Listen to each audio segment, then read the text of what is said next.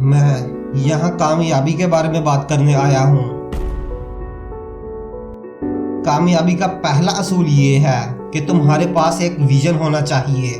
अगर तुम्हारे पास ये विजन ना हो कि तुम कहाँ जा रहे हो, अगर तुम्हारे पास कोई गोल ना हो कि तुम कहाँ जा रहे हो, फिर तुम बस इधर उधर भटकते रहते हो और कहीं नहीं पहुँचते। ये बिल्कुल ऐसा है जैसे तुम्हारे पास दुनिया का बेहतरीन बहरी जहाज हो या दुनिया का बेहतरीन हवाई जहाज हो, लेकिन अगर पायलट या कैप्टन को ये मालूम ना हो कि कहाँ जाना है तो वो बस इधर उधर घूमता रहेगा, वो कहीं नहीं पहुँचेगा या ज़्यादा चांस है कि वो गलत जगह पहुँच जाएगा। तो मैं बहुत खुशकिस्मत था कि मुझे अपना विजन मिल गया। जैसा कि तुम जानते हो, मेरा जन्म सेकंड वर्ल्ड वॉर के बाद 1947 को ऑस्ट्रिया में हुआ और जब मैं बड़ा हो रहा था तब मुझे ऑस्ट्रिया ज़्यादा पसंद नहीं था। मैं वहाँ से बाहर जाने के लिए बेताब था। मैं खुद को फार्मर या किसी फैक्ट्री में मजदूर बनते हुए नहीं देख सकता था।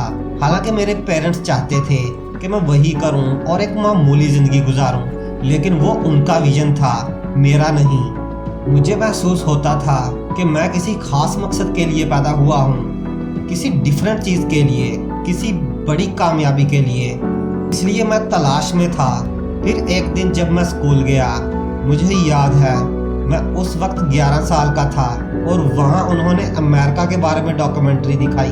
उस डॉक्यूमेंट्री में उन्होंने बड़े बड़े स्काईस्क्रैपर्स दिखाए, ऊंची बिल्डिंग्स, बड़े बड़े पुल, 6 लेन रोड्स। ये सब कुछ देखकर मैंने कहा कि मुझे वहाँ होना चाहिए। मैं यहाँ छोटे छोटे फार्म हाउसेस और छोटी बिल्डिंग्स के दरमियान नहीं रहना चाहता। एक दिन स्कूल के बाद मैं एक दुकान के पास से गुजरा। मैं अंदर गया और वहाँ देखने लगा। फिर मेरी नज़र एक मैगजीन पर पड़ी। वो बॉडी बिल्डिंग का मैगजीन था जिसके कवर पे रज पाक की फोटो थी।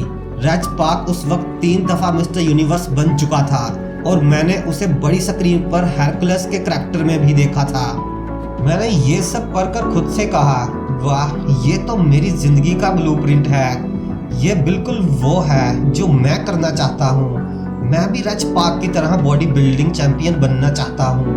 मैं भी रज पाक की तरह मूवीज में आना चाहता हूँ और मैं भी रज पाक की तरह मिलियंस ऑफ डॉलर्स कमाकर अमीर और मशहूर होना चाहता हूँ। क्या तुम जानते हो, ये जानकर मुझे कितना ज़बरदस्त एहसास हुआ कि मैं कहाँ जा रहा हूँ।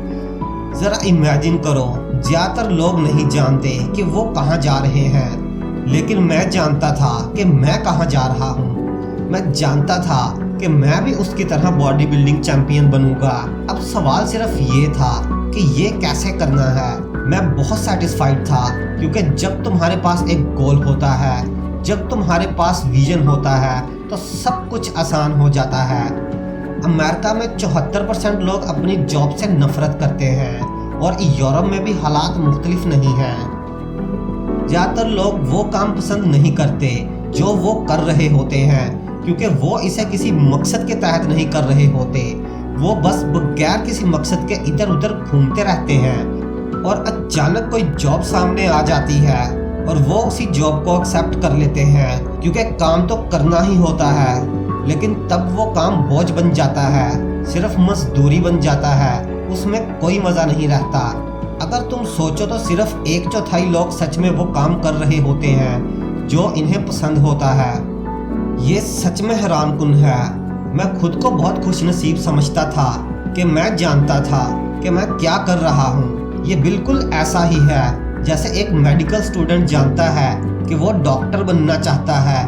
उसे मालूम होता है कि उसे कहाँ जाना है। लोग अक्सर मुझसे पूछते थे, खास तौर पर उस टाइम जब वो मुझे जिम में हैवी लोड्स उठाते देखते थे।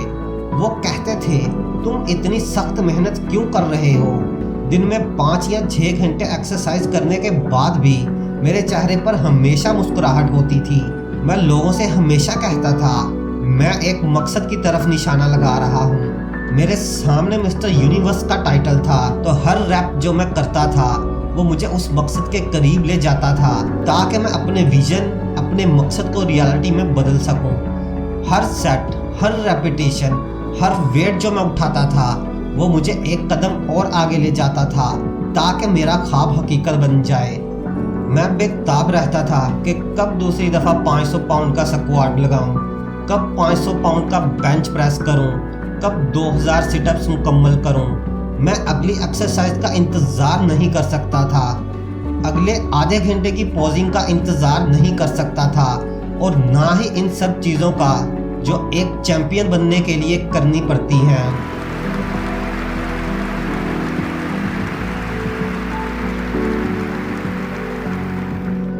मुझे ये सोचकर एक ज़बरदस्त एहसास होता था कि मैं कहाँ जा रहा हूँ, और मैं तुम्हें ये बताना चाहता हूँ, ये काम कर गया।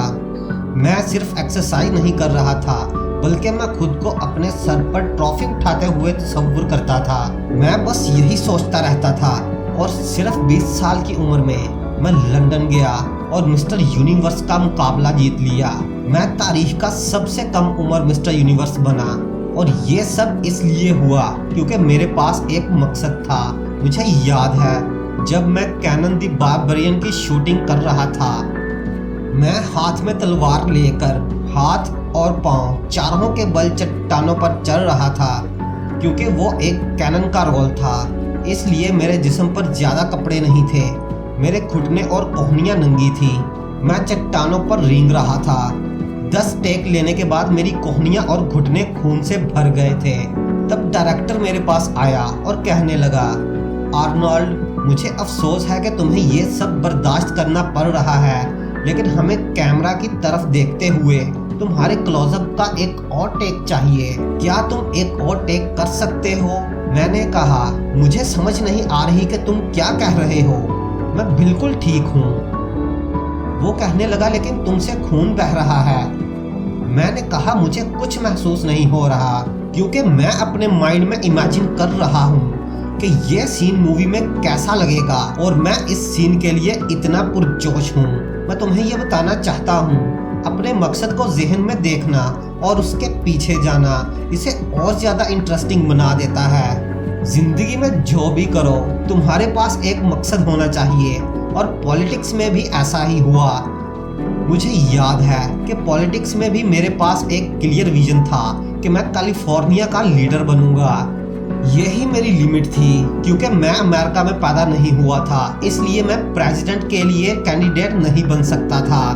तो दुनिया की सबसे बड़ी रियासत, और अगर कहूँ तो 5वीं सबसे बड़ी इकोनॉमिक रियासत का गवर्नर बनना पॉलिटिक्स में सच में मेरे लिए बड़ा एजाज और कामयाबी थी। लोग मुझसे कहते कि तुम तमतर के साथ सेटल क्यों नहीं करते, तुम कभी कामयाब नहीं होगे। फिर भी मैं गवर्नर बनने की रेस में शामिल हुआ, और 2 महीने बाद कैलिफोर्निया का गवर्नर बन गया, क्योंकि मेरे पास एक बिल्कुल क्लियर विजन था कि मैं कैलिफोर्निया के साथ क्या करने वाला हूँ। लिहाजा मैं तुम्हें एक बात बताता हूँ, अपने गोल को जहन में रखना और उसके पीछे जाना इसे और इंटरेस्टिंग बना देता है। जिंदगी में जो भी करो, तुम्हारे पास एक गोल होना चाहिए। रूल नंबर 1 ये है कि तुम्हारे पास विजन होना चाहिए। रूल नंबर 2 ये है कि नेगेटिव बोलने वालों पर कभी गौर मत करो। मैंने जो कुछ भी किया, लोगों के मुंह से जो कुछ सुना, वो ये था, ये नामुमकिन है, ये नहीं हो सकता, या नहीं। जब भी किसी ने कहा ये नहीं हो सकता, मैंने सुना ये हो सकता है। जब किसी ने ना कहा, मैंने हाँ सुना। नेल्सन मंडेला ने एक दफ़ा कहा था, सब कुछ हमेशा नामुमकिन होता है जब तक कोई इसे करके नहीं दिखाता। तो मैंने खुद से कहा, मैं वो हूँ जो ये करेगा, और मैं इन्हें दिखाऊंगा। शायद ये पहले नहीं हुआ, ये मेरे लिए बिल्कुल ठीक है, लेकिन मैं ये करूँगा। और मैंने नेगेटिव बोलने वालों को नहीं सुना। और जब मैं अमेरिका जाना चाहता था, तब लोगों ने कहा, नहीं ये नामुमकिन है, पैसा कहाँ से आएगा, तुम्हारे पास वहाँ जाने के लिए और रहने के लिए पैसा नहीं है, और तुम क्या सोचते हो वो तुम्हारा इंतज़ार करेंगे, वहाँ पहले से ही बहुत बड़े बॉडी बिल्डर मौजूद हैं। सब कुछ नहीं नहीं, ये नहीं हो सकता था, ये नामुमकिन था। और मुझे याद है यही कुछ शोबिज़ में भी हुआ। इमेजिन करो, मैं एक बॉडी बिल्डर था, मेरा वेट 250 पाउंड था, मैं 6 बार मिस्टर ओलंपिया और 5 बार मिस्टर यूनिवर्स बन चुका था। अब मैंने हॉलीवुड के एजेंट से कहा, मैं मूवीज़ में जाना चाहता हूँ। इसने कहा, ये फनी हो गया, मैंने स्टूडियो एग्जेक्टिव से कहा, मैं मूवीज में लीडिंग मैन बनना चाहता हूँ। वो हंसने लगा। सबने कहा, ये नामुमकिन है। इमेजिन करो, तुम स्टूडियो एग्जीक्यूटिव्स, एजेंट्स और मैनेजर्स के पास जाओ और वो सब ऐसा बोले। लेकिन तुम जानते हो, मुझे परवाह नहीं थी, क्योंकि मैं यकीन रखता था कि मैं लीडिंग मैन बन सकता हूँ। मुझे यकीन था कि मैं भी हॉलीवुड के हिट हीरोज जैसा किरदार बन सकता हूँ। मैंने खुद से कहा कि सीढ़ी पर इतनी जगह है कि मैं ऊपर जा सकता हूँ। और मैंने पीछे मुड़ के देखा और सोचा कि स्पोर्ट्स से मैंने बहुत कुछ सीखा है। मेरे मामले में बॉडी बिल्डिंग में सब कुछ सख्त मेहनत पर डिपेंड करता है जो तुम करते हो। मैंने खुद से कहा, मैं बॉडी बिल्डिंग में दिन से 5-6 घंटे तक एक्सरसाइज करता था। अब एक्टिंग के लिए भी वही मेहनत करूंगा। और यकीनन मैंने कॉलेज में इंग्लिश सीखना शुरू किया। मैंने आवाज़ और एक्सेंट ठीक किए, एक्टिंग की क्लासेस ली और ये सब कुछ सीखा। मैं दिन भर बस काम करता रहा और बस करता ही रहा। और थोड़ी ही देर में मैंने एक फिल्म हरकुलस इन न्यूयॉर्क बनाई, जो बॉक्स ऑफिस पर नाकाम रही। लेकिन इससे मेरा हौसला नहीं टूटा, मेरा विजन वही था। फिर अचानक मैंने Streets of San Francisco, Stay Hungry, Pumping Iron और द विलन में काम किया। और फिर अचानक डिनो डी लॉरेंटिस और यूनिवर्सल स्टूडियो, जो सबसे बड़े स्टूडियोज हैं, इन्होंने मुझे कॉनन द बारबेरियन में मेन कैरेक्टर के लिए कहा। और जब मैंने कॉनन द बारबेरियन की शूटिंग मुकम्मल की, डायरेक्टर जॉन मिलियस ने प्रेस कॉन्फ्रेंस में कहा, अगर हमारे पास आर्नल्ड ना होता तो हमें एक नया तैयार करना पड़ता। तो सोचो, वही जिस्म जिसे पहले कहा गया था कि ये कामयाब नहीं हो सकता, थोड़े ही साल बाद वही जिस्म कॉनन द बारबेरियन जब 1982 में रिलीज हुई, उसमें नंबर 1 हिट बन गया। डायरेक्टर ने कहा, अगर हमारे पास इसका जिस्म ना होता तो हमें एक नया जिस्म बनाना पड़ता। अचानक मेरा जिस्म एक लायबिलिटी की बजाय एक एसेट बन गया। लेकिन मैंने उन लूजर्स की बात नहीं मानी, मैंने उन्हें बिल्कुल भी नहीं सुना। यह हकीकत है, तुम्हें नेगेटिव बोलने वालों की बात नहीं सुननी चाहिए। ये सबके लिए एक ज़रूरी सबक है।